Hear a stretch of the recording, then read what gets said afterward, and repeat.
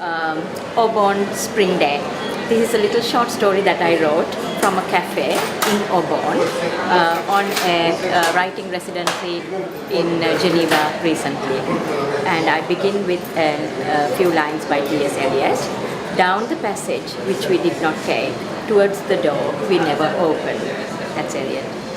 The cobblestone courtyard is nondescript, but for the burst of sunlit purple lavender against the rough-hewn grey of the side wall.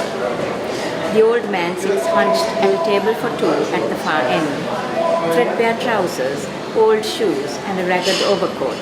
A hole here and there, punched by a lighted cigarette, perhaps carelessly dropped. His hair is long and silver, and catches a ripple of sun, recalling medieval knights and silver swords.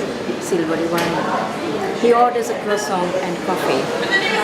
Framed in the fretwork of the long-stemmed lavender, a woman sits, draped sideways on her chair with a kind of reckless grace. She is almost too young for her face, where grief, like an unhappy marriage, is settling in. Expressionlessly, she watches the play of light and shadow on the clusters of tiny lavender flowers. She glides her palm over them, making them sway in gentle waves. She crushes a few leaves and touches their musky fragrance to her lips. A youngish man sits opposite her. She looks at him drinking his beer from a tall, clear glass. Her stout little boy, perhaps 2 years old, is running around. The man laughs loudly as the little boy points to the baby in the pram. Bebe, bebe, he lisps, prancing around. Blonde hair falling over cherubic brown eyes, the courtyard is distracted and smiling. The woman shouts at the boy to be still, not taking her eyes off the man and his beer. Calling him back in her husky, impatient voice, she lifts him up on his chair. He wriggles out of her clutch. She surrenders with a sigh. The man orders another beer. The waitress brings it to him, a little froth slopping over the rim. He licks it off, leans forward and kisses the woman, drawing her back.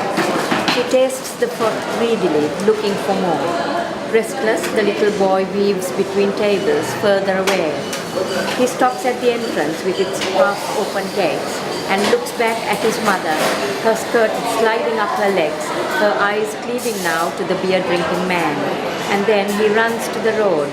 There is traffic. Cars turning sharp corners, speeding to Lavigny or Monash. The old man stands up. He limps and shakes and drags his feet on the uneven stones.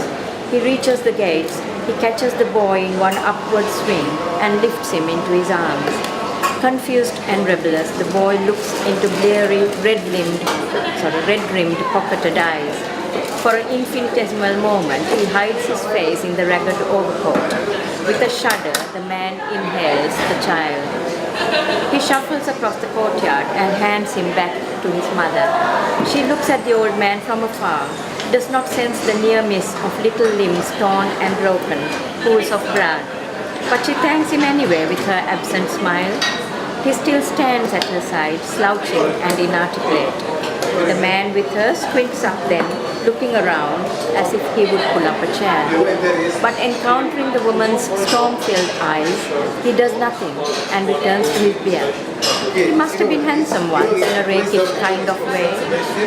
The old man returns to his chair. He dips his croissant in the mug of coffee and eats. He lights a cigarette. He looks around at a woman with the baby in a pram. At an elegant threesome enjoying cake and coffee, the sunshine and each other.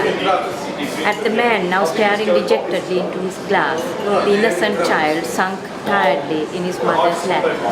And how she weaves her fingers through his hair, her grieving eyes somewhere far away, beyond them all. The old man sits in the shade with his empty mug and plate. All this has he lived through. The blurred light from a half-open door catches dust motes like sequins on a woman's hair. In the late evening, he shuffles down the gravel path through the dense forest. The exquisite song of a lonely bird spills like blood from a cut-open dream.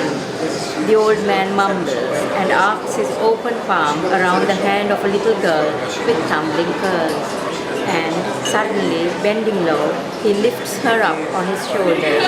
Down the road they go laughing, singing their silly spring song.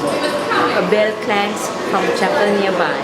It clangs and clangs as if it will never stop. The reclaim of prodigal memory.